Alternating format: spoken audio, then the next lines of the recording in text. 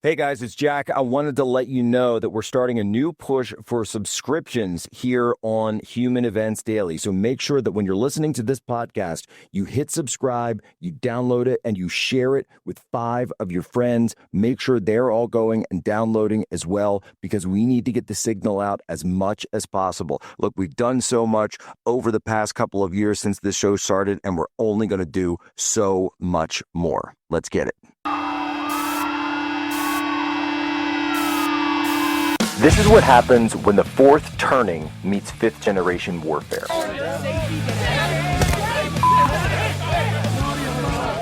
A commentator, international social media sensation, and former Navy intelligence veteran. This is Human Events with your host, Jack Posobiec.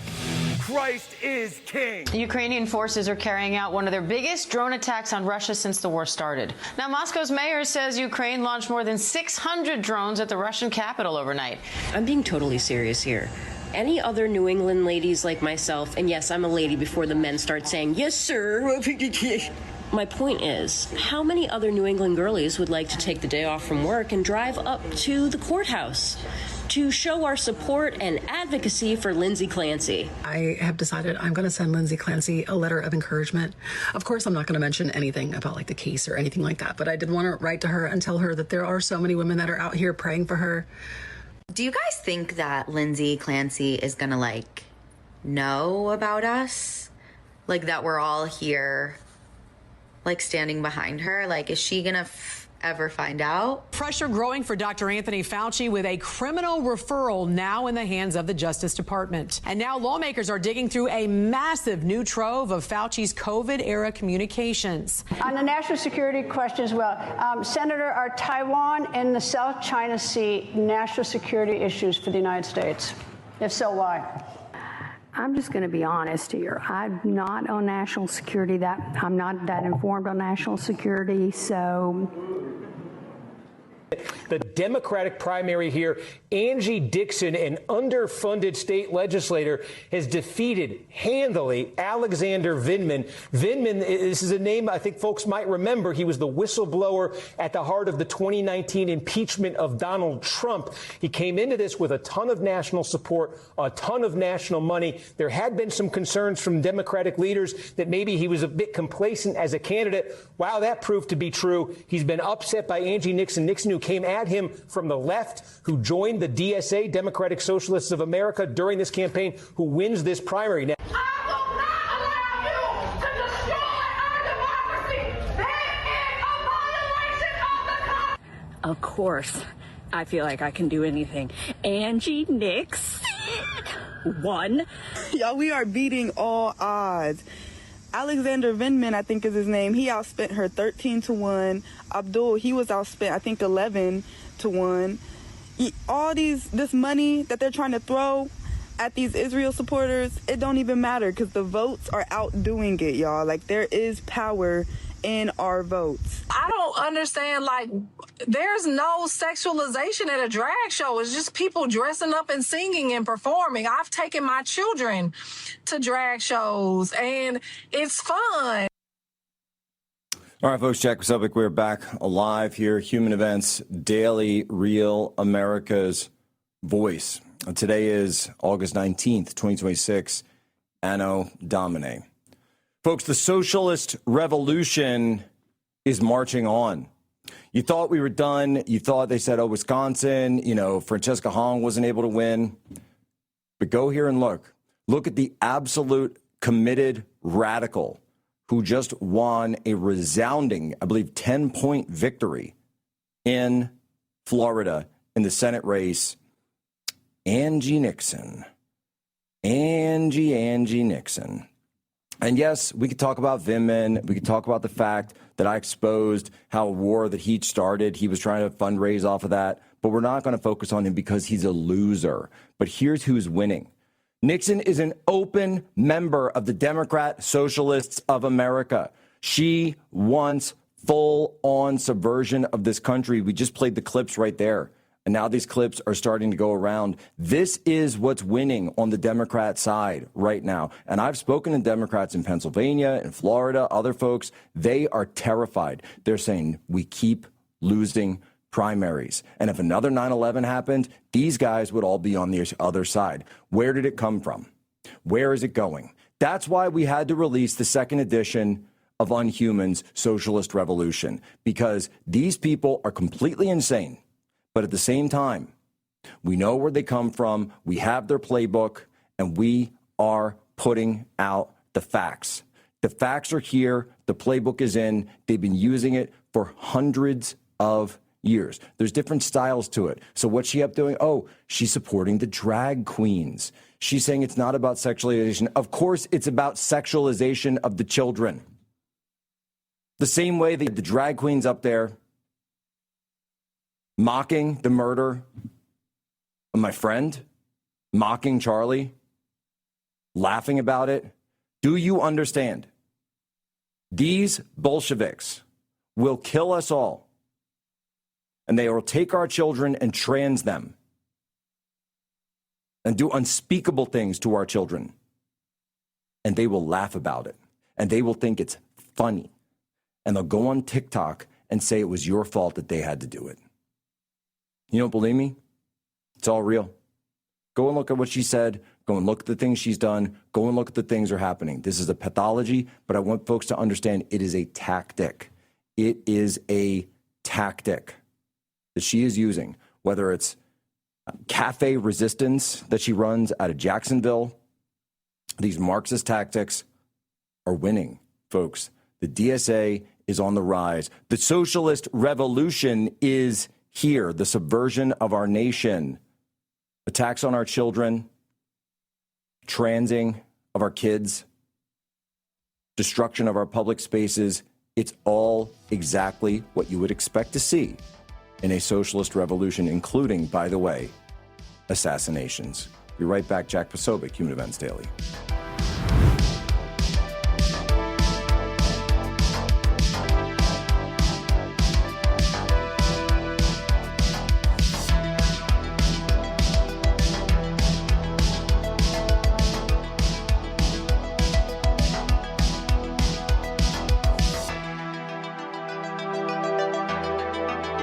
Jack, where's Jack?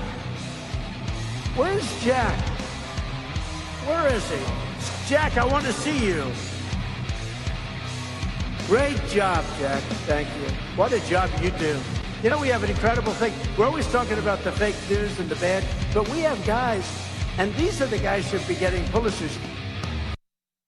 All right, folks, Jack Posobiec, we are back live. Human Events Daily, Real America's Voice. Folks, all summer, we've been celebrating America at 250, and don't we love it? Covering events, joining festivities, and honoring the greatest country in the world. Here's the crazy part. 250 years later, we're still drinking whatever the government decides to put in our water. Fluoride for your teeth, chlorine to keep it clean, and that is not a choice I want someone else making for the Poso family. That's why we use Cove Pure to purify our water. More than 200 million Americans are on fluoridated water, and the latest JAMA Pediatrics review found fluoride exposure was associated with lower IQ scores in children, though the evidence is stronger in higher exposure studies. And chlorine, when it reacts with organic material in water, it can create disinfection byproducts like THMs, which regulators monitor because some are considered possible or probable carcinogens. Some states are moving on this, but that takes time. Your family is drinking this water today. Cove Pure says its system removes everything that goes into them. And my kids love it. They love the taste. They love the Cove Pure. It gets the contaminant. And I know it's getting the contaminants out, the chlorine, the microplastics. And it's cleaner. It's a better tasting water on demand. I love how easy Cove Pure is to use, how great the water tastes, and the peace of mind knowing it gives me control of what my family drinks, what my kids drink. So don't wait for the government to catch up. Take back control of your water. And in honor of America's 250th, Cove Pure is giving the Human Events audience $250 off when you use our link, covepure.com/poso. That's COVEPURE.com/poso. I want to just reiterate one thing on this Florida race before we go too far off of it, because, folks, Vindman was an icon of the Democrat Party. He was somebody that was put everywhere. He was on every show, MSNBC, CNN. He was everywhere. And she crushed him. She crushed him. She crushed him like a little egg. All right? She crushed him like he was nothing. like he was dust in her path that she just blew away. Whew, gone. So you mean to tell me the DSA is not on the rise? The DSA, for folks saying that the socialists aren't actually coming, go look at this. This was a guy who had name ID, who had money poured into his race. They absolutely decimated him in Florida. They humiliated him. Believe me, he's a humiliating guy to begin with. This is real. And you need to wake up, because if you don't think you're in a socialist revolution, you better wake up, because you are. One of the other pieces of a socialist revolution, we would assume, is the lack of control over crime, the lack of control over wild behavior. And that's what we saw last night at the Wisconsin State Fair. I believe it's just outside Milwaukee. Let's play the clip.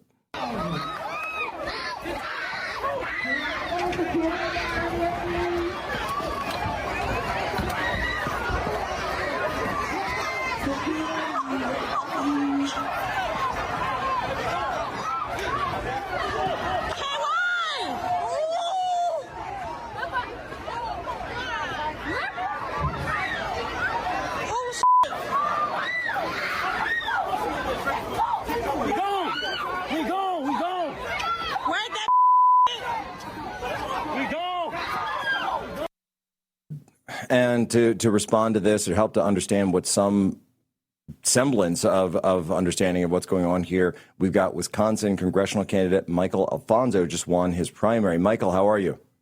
I'm great. Thanks for having me on. Look, I got to ask, I'm looking at this situation here, these videos.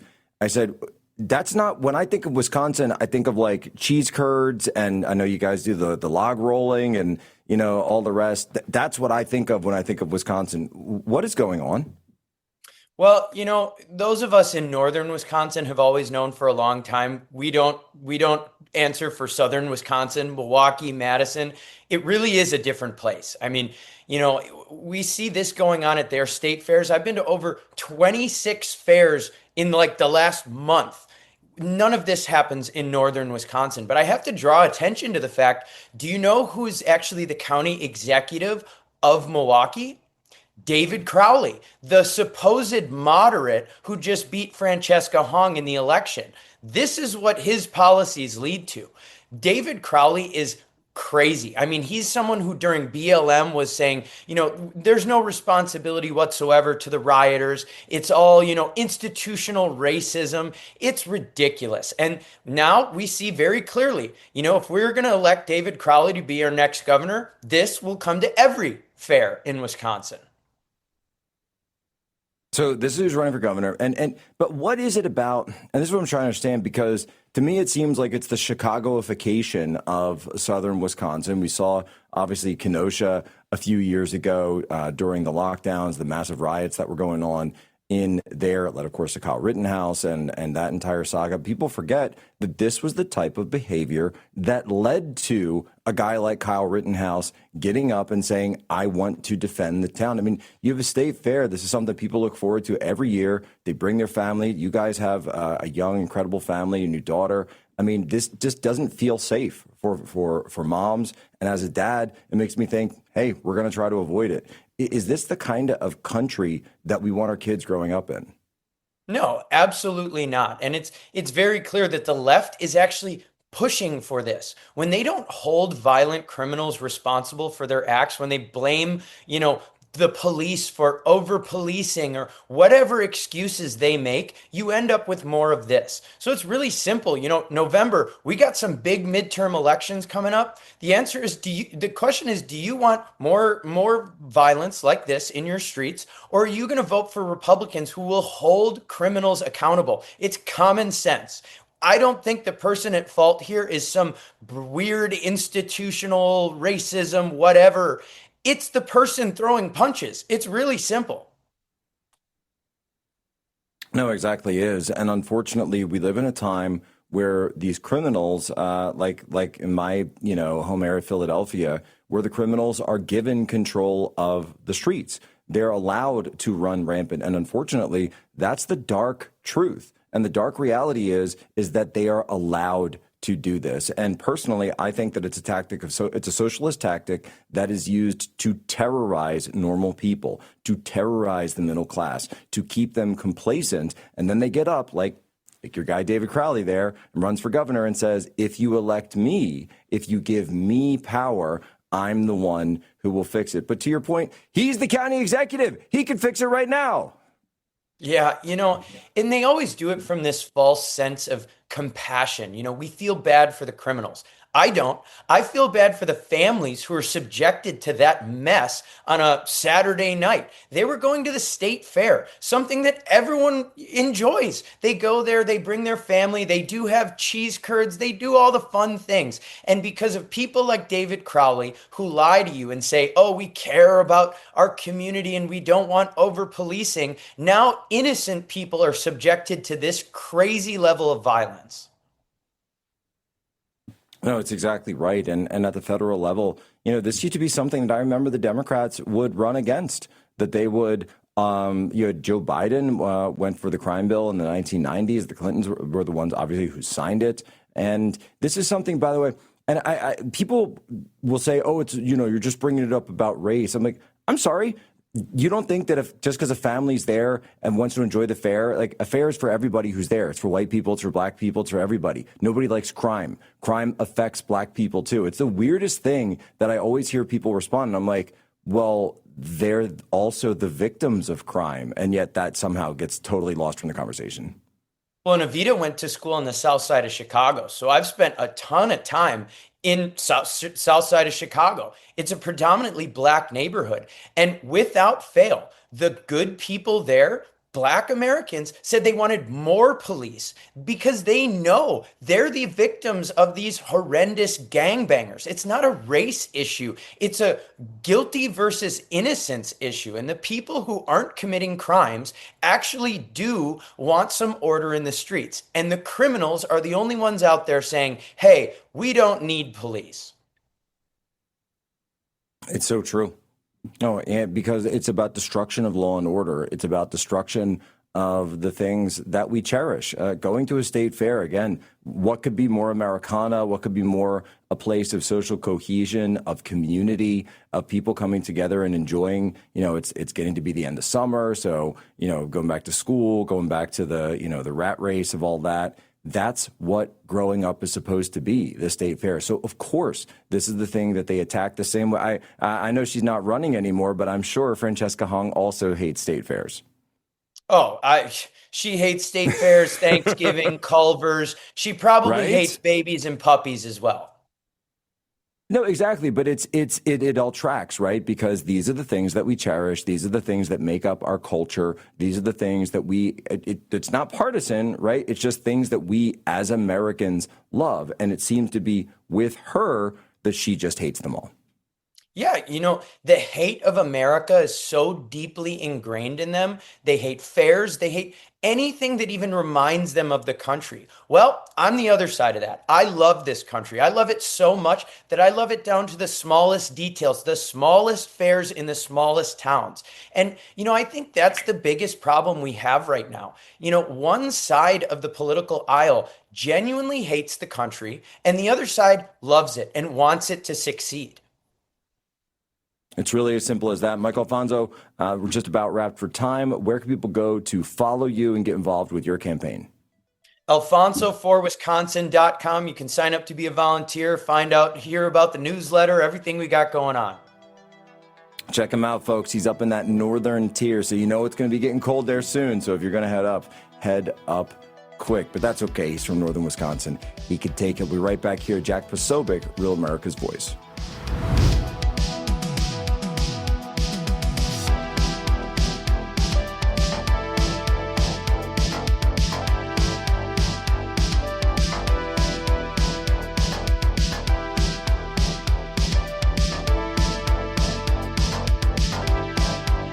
You talk about influencers. These are influencers, and they're friends of mine. Jack Posobiec. Where's Jack? Jack, who's done a great job. All right, folks, we are back. Human Events Daily, Real America's Voice. Let me tell you something, ladies and gentlemen. Americans love sushi. Over the last 2 decades, raw fish consumption has exploded. Sushi bars are everywhere. Grocery stores and gas stations sell it. And millions of people now eat raw fish weekly. But there's a hidden risk that most people never think about. Parasites. Salmon is one of the most popular fish worldwide, but it naturally contains more than 70 parasites. Most are tiny and nearly impossible to see, and they are making their way into the human body. Once inside, parasites can hide for years, while frequently laying eggs before any symptoms appear. This is why many physicians are raising awareness about parasite exposure. Dr. Peter McCullough recommends doing a parasite cleanse at least once a year as a preventative measure. Now, the wellness company offers hard-to-access RX Parasite Cleanse, USA compounded ivermectin, and mebendazole. Ivermectin paralyzes the parasite's nervous system while mebendazole starves them. Each capsule contains 25 milligrams of ivermectin and 250 milligrams of mebendazole, lab tested for quality. You can now get a more budget-friendly 45-capsule option, just $250 less, giving you 2 21-day parasite cleanse cycles. Same formula as the original, just a smaller quantity. So head over to twc.health/POSO and use promo code POSO to save $35 off. Plus, you get free shipping, and it's U.S. residents only. Remember, twc.health/POSO. All right, folks, and now I wanted to get into some more explanation. What is going on with this new round of, I suppose you could call it fifth wave feminism. I suppose you could call it just the complete insanity that we see going across social media. And this, of course, we're calling them, I don't know, the Clancy truthers, the fifth wave feminists. So much is going on. Well, I wanted to get on a frequent guest of ours. It is our favorite anti-communist, and she is also recently pregnant herself, the formerly pregnant Evita Duffy. Hi, Evita. Hey, Jack. Thanks for having me. I like to call myself a new mother, not formerly pregnant, but yes, I technically was formerly for purposes pregnant. of this discussion, I have to say formerly pregnant, because this, Okay. and can you confirm that you were in fact formerly pregnant, or I guess you are in fact formerly pregnant? Yes, I was formerly pregnant. That's true. No, I was kind of thinking it's like the pro-life conversation where I always like to say, speaking as a former fetus myself, you know, that we all are, right? And so Evita, this is what I want to get into.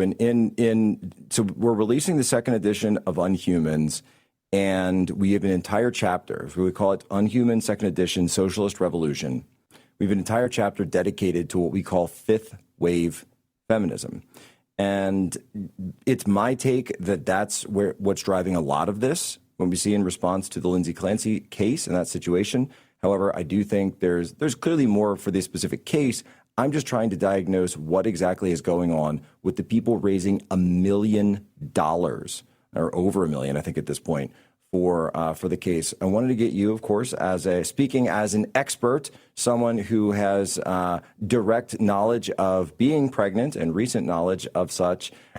Take it away, Evita. Tell us what is driving all this. Jack, it's fascinating because you have me on. You call me your designated anti-communist. Sometimes the Gen Z whisperer. I love the anti-communist line because actually, this Lindsay Clancy case has a lot to do with Marxism. When leftists look at the world, they never look at individuals committing rights and wrongs. They look at the world through systems of oppression. So you were talking with my husband in the last segment about these teenagers brawling in the streets in Milwaukee. There's no punishment. There's no rule of law. Leftists will look at that and say, oh, this is a result of systems of oppression, of systemic racism or underprivileged communities. They never hold individuals accountable.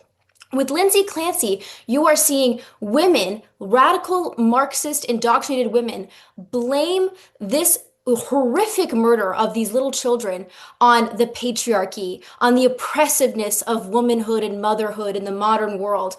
And it is never about accountability for people's actions. And that is at the root of why you see so much chaos in left-wing cities, why they're soft on crime, and why there's never any real responsibility on the left for bad behavior.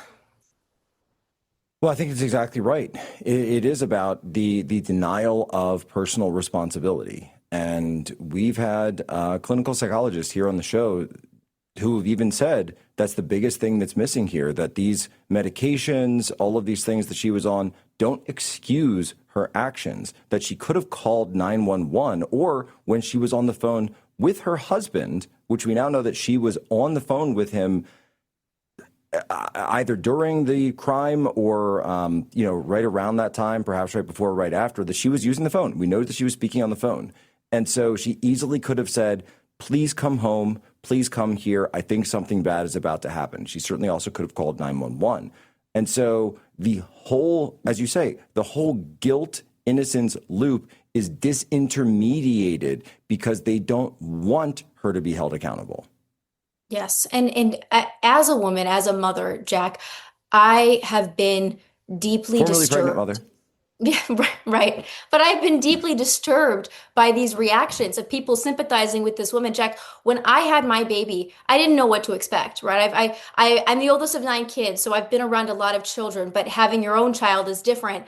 I left the hospital with, I would call it post-birth euphoria. Like I was so unbelievably happy. Like I've never had that much of a high in my life. Now, I'm not going to say that everyone is exactly the same as I was, but I think because I was the oldest of 9 kids, I also understood like, okay, there's a lot of work that comes with this. But also this is so beautiful and wonderful. And this is this little precious child that God has given me to protect with my life. And to see people sympathize with the gruesome murder of innocent babies, your own baby, I'm personally shocked by it.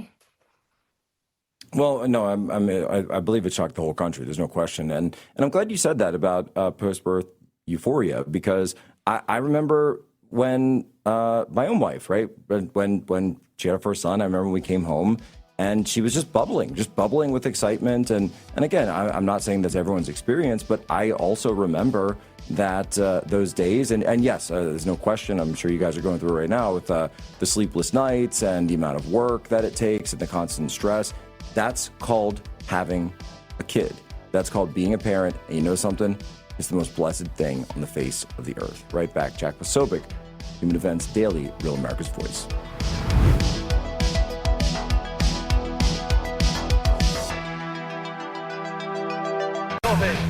Of one university is one communist too many.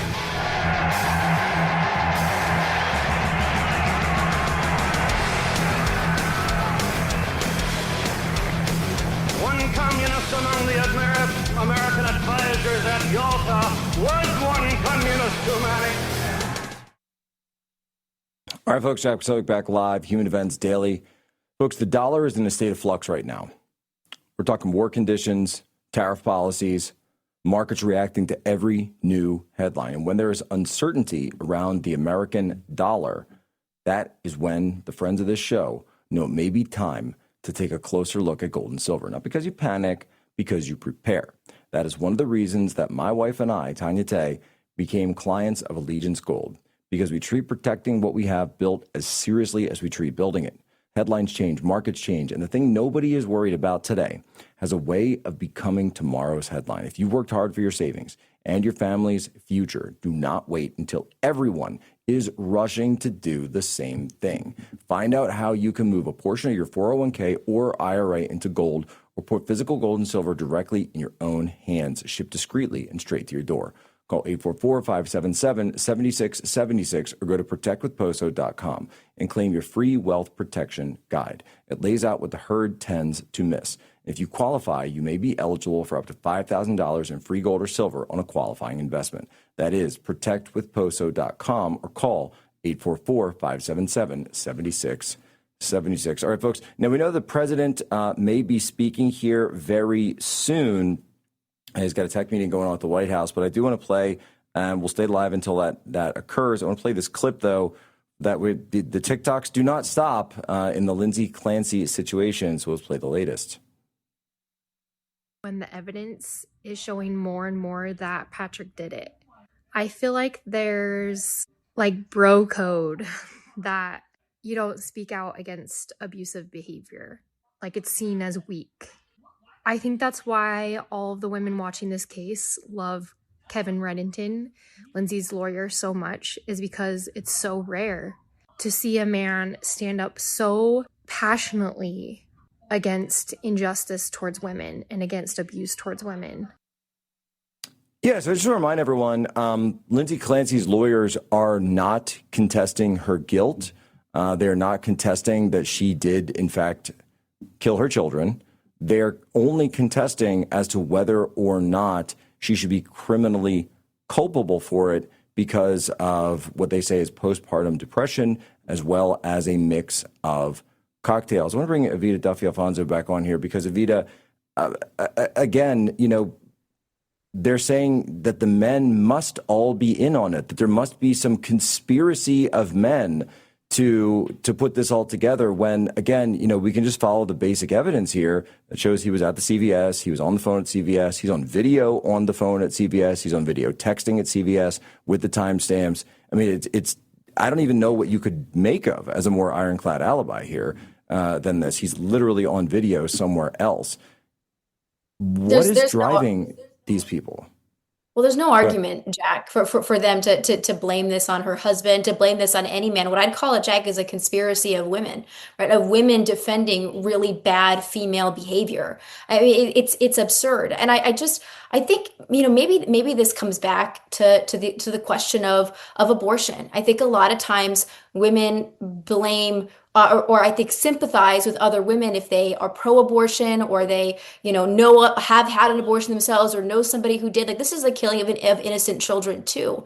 And there is a real, I think, sympathy around really bad decisions made by women, abortion being one of them. The other thing I'll say, Jack, is when men do things like this, when men murder their wife or murder their children, in the case of Chris Watts, I mean, that was horrific, so he could be with his girlfriend.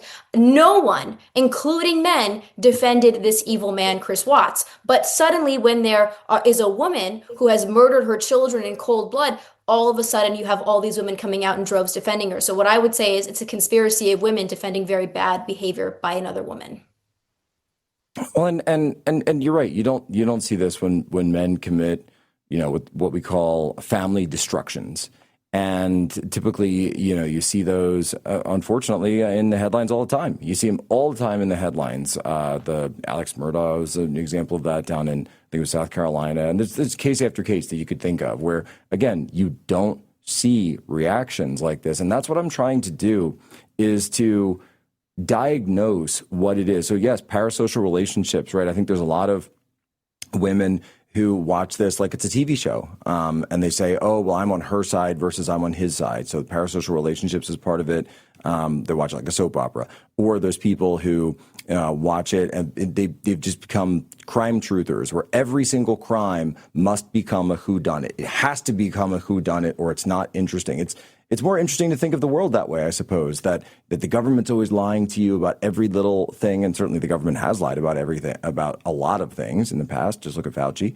And but unfortunately, sometimes the evidence is just clear. Sometimes, unfortunately, brutal things happen. And Evita, I wonder, is it possible that there's an angle of this where it's so brutal that people just can't accept it? And they want to create something where a man is an easier target. Yeah, I mean, I think that there's definitely a lot of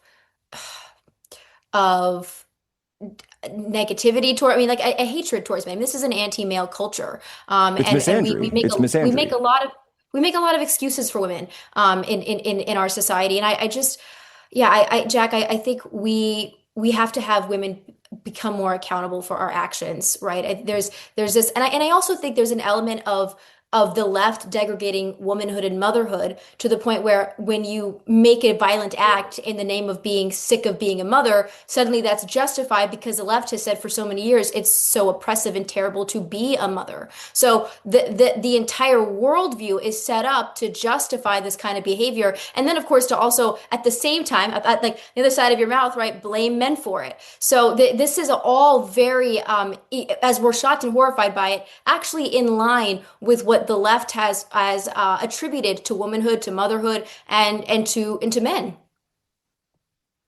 Look, about a year ago, I came out very strongly against the book series and now Sydney Sweeney movie called The Housemaid.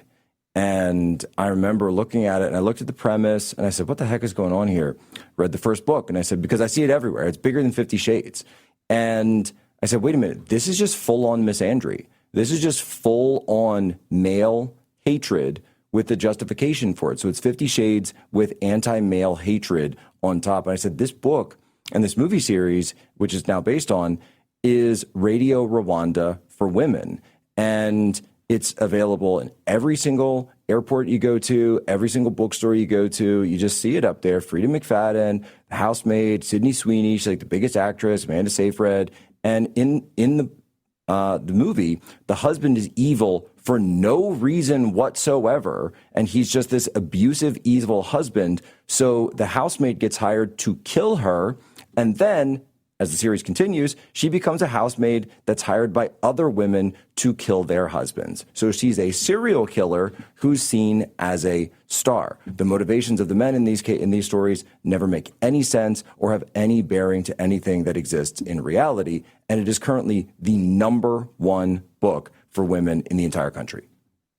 Sabrina Carpenter has a music video. Actually, this is the famous one yeah, where she Sabrina, desecrated a Catholic church. Yes, the whole point of the music video is her just murdering all of these men who are interested in her, who she's dating. And there's also something super subversive about that too, Jack. Like, women are called the gentler sex for a reason. Like, we are tapped into our emotions. There's a power to femininity and to gentleness and to nurturing. And modern culture celebrates women who do the exact opposite of that. I even think about, like, just on like a policy level. What are the left? They celebrate when a company says, "Oh, I'll pay for your abortion," right? So you can stay on, you don't have to get pregnant and take off work. Or they'll say, "We need to have, universal childcare so that women can go to work," instead of being like, "Oh, how can we make it possible so women have the option to stay home instead of sending their kids to somebody else?" It's all warped and backward, and it's frankly disrespectful toward women. None of these women who are celebrating Lindsay Clancy or listening to Sabrina Carpenter and watching the music video and thinking that's awesome are happy women. These are deeply unhappy women. And actually, there's studies to prove that too. Left-wing women, especially left-wing young unmarried women, are the most unhappy demographic in America for a reason. None of this creates prosperous, happy, healthy people.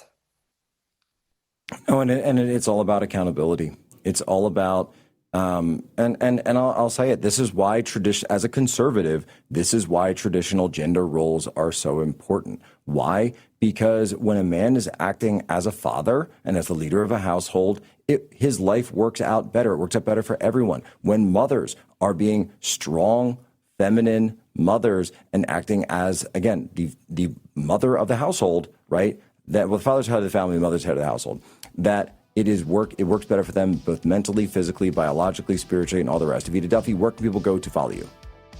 Evita Duffy _1 is my ex. My husband's website is alfonsoforcongress.com. All right, God bless Evita, and God bless to the family and your little one there back home in Wisconsin. Right back, Jack Posobiec, Human Events Daily.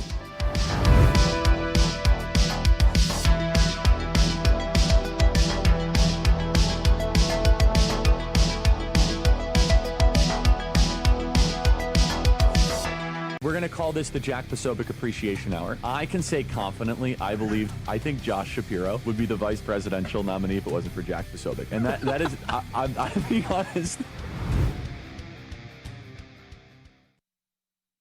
All right, folks, Jack Posobiec back live, Human Events Daily, Real America's Voice. And folks, President Trump is now speaking live at the White House.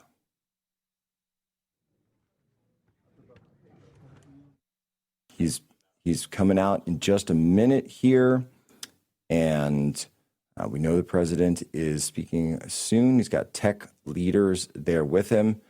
Guys, do we have a list of the tech leaders that are meeting with the president right now? He's going to be signing some new orders. He's going to have some statements out for all of us, and he's expected to be out just any second now. And we're going to go live, of course, to that directly when it does come.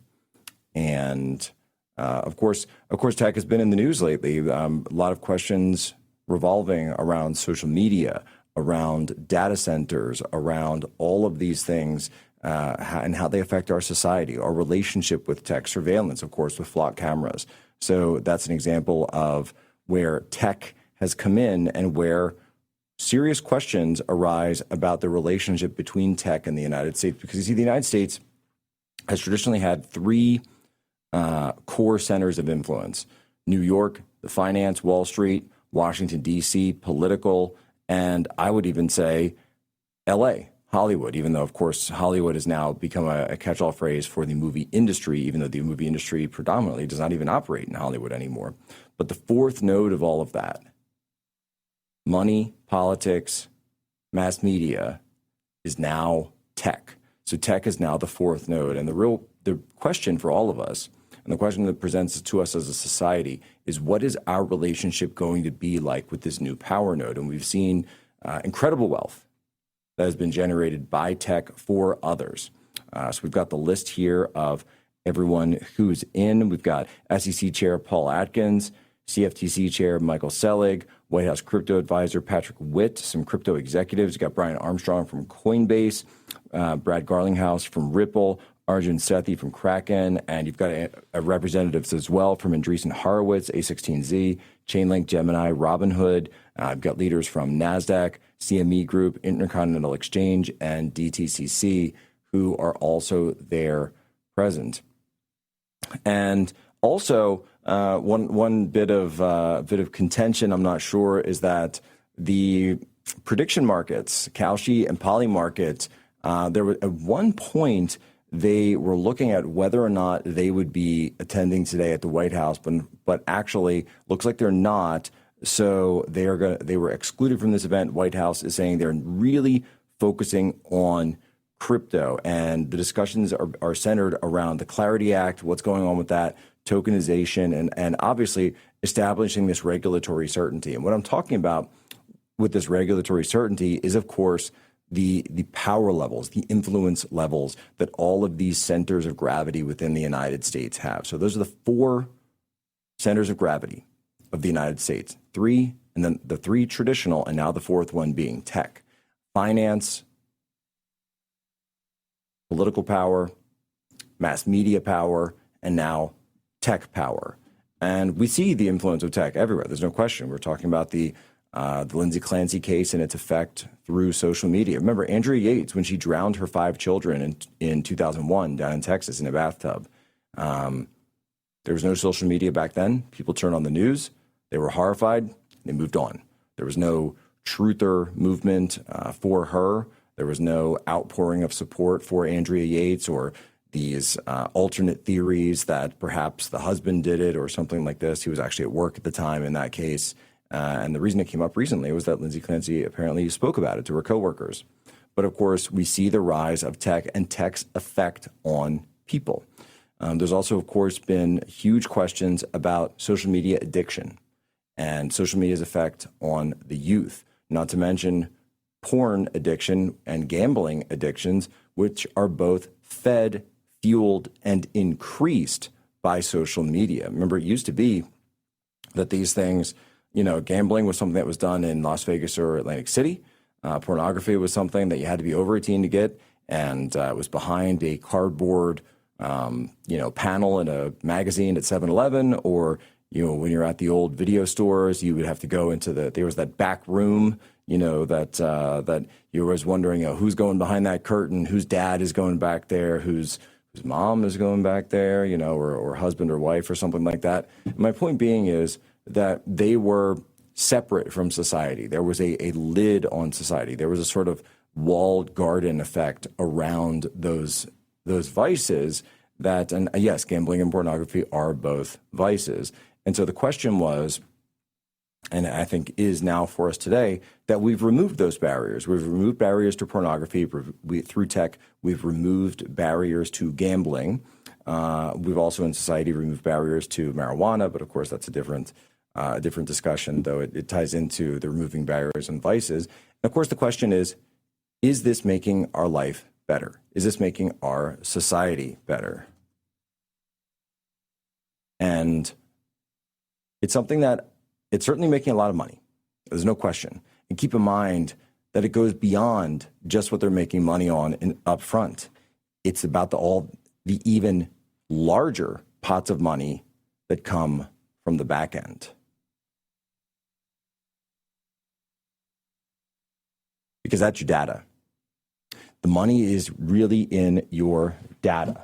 The money is in where your data is being sold, your behavioral analysis, all of the things that happen on your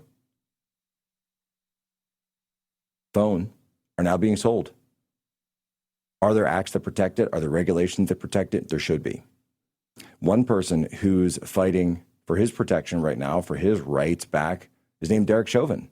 Doesn't involve tech directly, but we all remember the video of Derek Chauvin and George Floyd that was shared so widely on social media without any context, without anyone understanding what happened before, without anyone understanding what happened after. Social media showed us all this video that said Derek Chauvin is bad, Derek Chauvin is evil. And then we were turned around and told that Derek Chauvin needed to go to jail. So Derek Chauvin went to jail because social media, viral videos, had taken over our society. And in many ways, they still do. Our society is ruled by viral videos.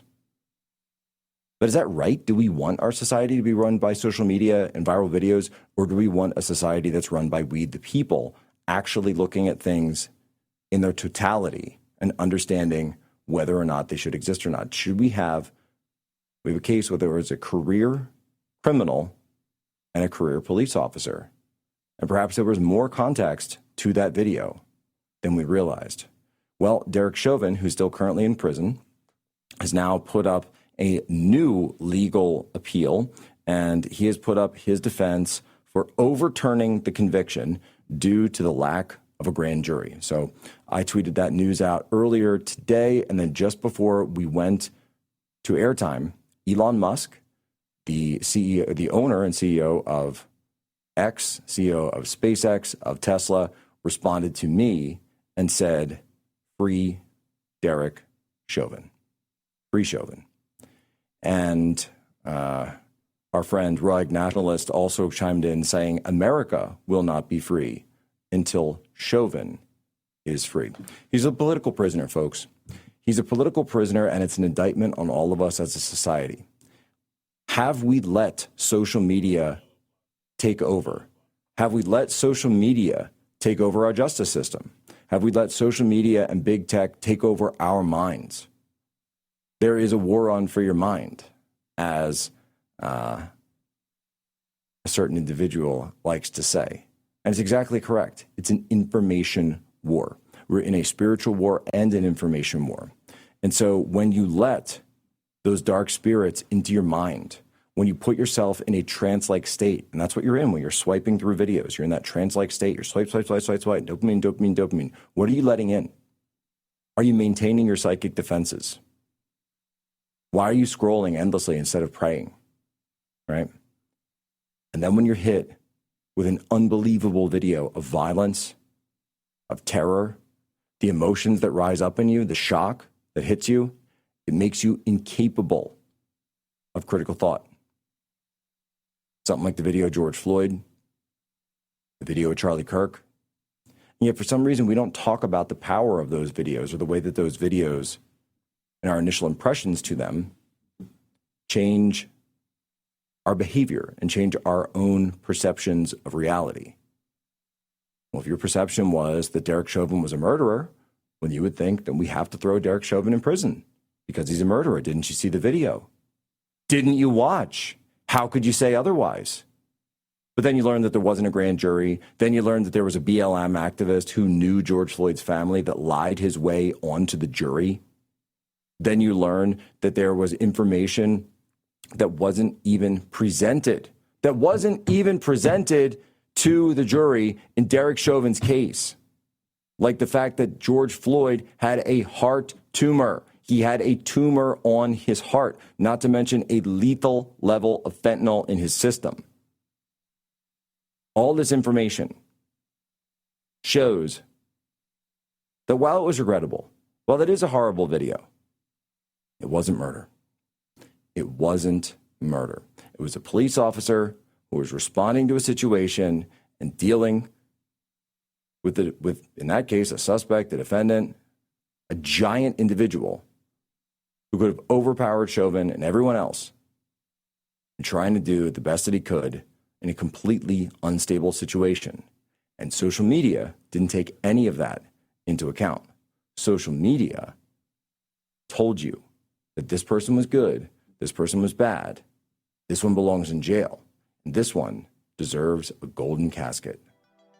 That's why tech is so important. I applaud Elon Musk for having the courage to speak up and say the truth. Ladies and gentlemen, as always, you have my permission to lay ashore.